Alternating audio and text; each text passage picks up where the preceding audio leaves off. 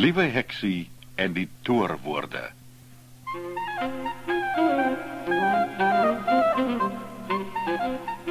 Karel Kat kuier by Liewe Heksie en Blommie met sy nuwe motor. Elke dag gaan ry hulle 'n entjie.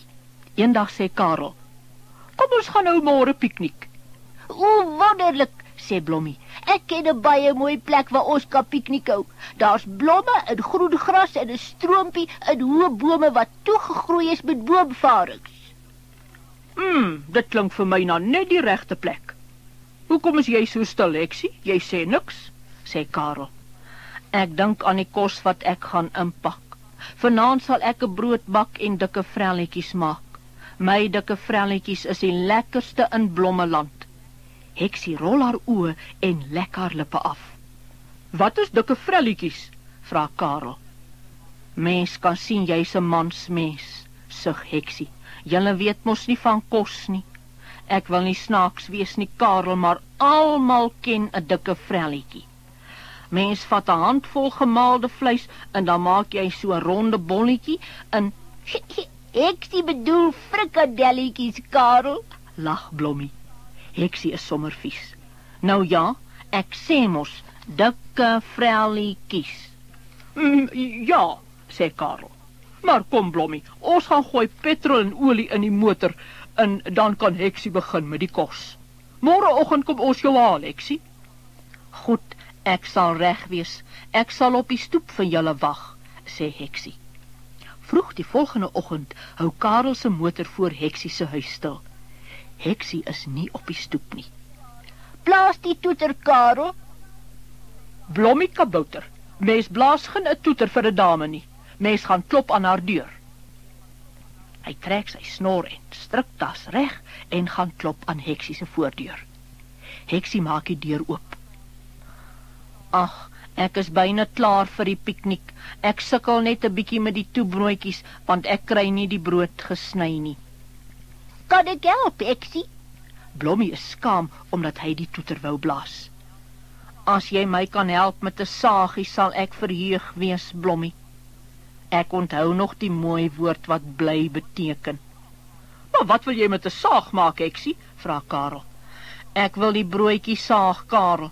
Sy buitenste dop het 'n bietjie hard gekom. Die oond was 'n bietjie te warm of 'n bietjie te koud. Kyk.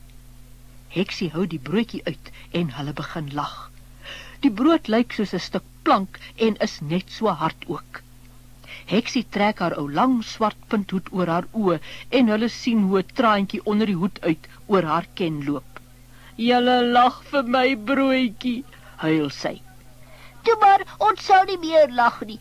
Ons kan by my huis se brood oplaai. Ek is seker jou frikadelletjies sal baie lekker wees, sê Blommie. Watter dikke vrelletjies, vra Heksie. Maar Heksie, jy sou mos vir ons gemaak het, sê Karel. Nou huil Heksie eers. Ek het vergeet. Toe maar Heksie, ons sal by die kafee kos koop. Kom, hou nou op huil, ons moet ry, sê Karel en hy stap motor toe. Hulle koop kos by die kafee en 1, 2, 3 is hulle op pad na die piknikplek. Heksie het al klaar van haar hartseer vergeet en die 3 lag en sing te lekker. Maar dit lyk my ons ry na die gifappeltjies se land toe, sê Karel. Hulle land is naby, maar ons gaan nie tot daar nie. Die piknikplek is daarom nog in Blommeland. Ag, wie's nou bang vir 'n ou gifappeltjie, sê Heksie. Karel sê, vergeet nou van hulle, ons gaan lekker piknik hou. Die pad is nat hier, het lyk my dat het gereën. Skielik gee die motor 'n harde stamp en gaan staan stil. Karel druk die aansitter, die engine dreun, maar die motor bly staan. Druk weer daar die knoppie dat hy raas, Karel, dis vir my mooi, lag Heksie. Maar Karel sê, dis niks om oor te lag nie, Lavinia, iets is verkeerd. Ek dink ons sit in die modder vas. Hy kyk deur die venster en sien dat hulle binne in 'n diep moddergat is. Mens kan nie eens die wiele sien nie. Ons sal maar moet stoot.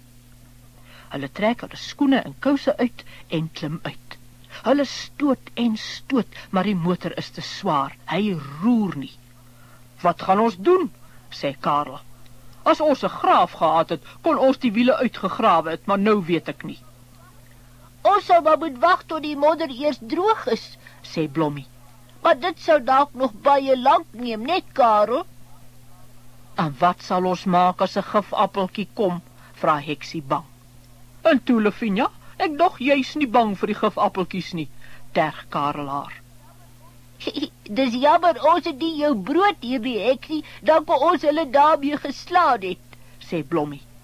Sies, jy dink jy snaaks, sê Heksie en gaan sit met haar hoed oor haar oë. Karel sien sy gaan weer huil. Hy sê gou, kom ons hou sommer hier piknik, pak ons kos uit en dan eet ons. Hulle eet heerlik, maar sommer gou is die kos op en daar sit hulle weer. Hoe gaan ons ooit die motor uit die modder uitkry, Karel? Vra Blommie. Ek weet nie, Blommie. Maar Heksie, kan jy nie 'n paar toorwoorde sê om die motor uit die modder te haal nie? Heksie dink. Haai, my ouma Lavinia het vir my van 'n paar toorwoorde gesê, maar ek het hulle vergeet. Ek is nie eintlik 'n heks vir toorwoorde nie. Nee, seker nie, sug Karel. My ouma het van toorwoorde geweet. Ek dink dit was sy wat as poestertjie in 'n pampoen laat dans toe ry het. Sy het in 'n koets gery, Heksie, Sug Blommie. Ons moet iets doen voor die gifappeltjies dalk hierheen kom. O, Griet, wat sal ons dan maak? Vra Heksie verskrik. Ja, wie het na my geroep? Sê 'n diep stem by Heksie se oor. Haai, wie praat so in my ore? Skree sy. Karel en Blommie rol soos hulle lag. Ek is 'n toorperd en my naam is Griet, sê die stem. Agter Heksie staan die snaakste perd wat hulle nog ooit gesien het.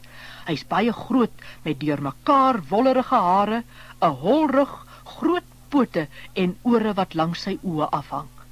As hy nie so groot was nie, sou Karel en Blommie gedink het dis 'n donkie. O, ek het 'n perd getoer, sê Heksie opgewonde. Is hy nie pragtig nie? Ja, sê Karel.